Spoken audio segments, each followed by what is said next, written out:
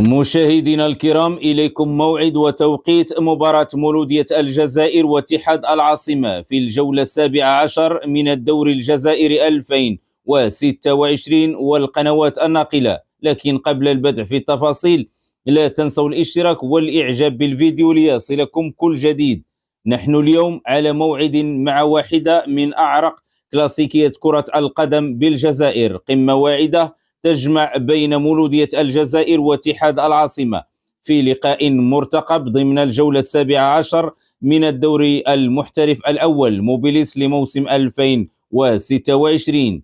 هذا الصدام الكبير سيقام يوم الثلاثاء 31 مارس 2026 على أرضية ملعب علي لابوانت، حيث ستنطلق صافرة البداية في تمام الساعة 4 عصرا بتوقيت المغرب والجزائر، والساعة 5 مساء بتوقيت مصر.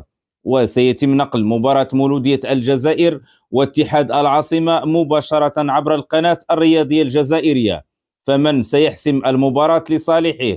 شاركونا توقعاتكم للنتيجة في التعليقات، ولا تنسوا دعمنا بالإعجاب والاشتراك ليصلكم كل جديد. لا تنسوا الاشتراك والإعجاب بالفيديو ليصلكم كل جديد.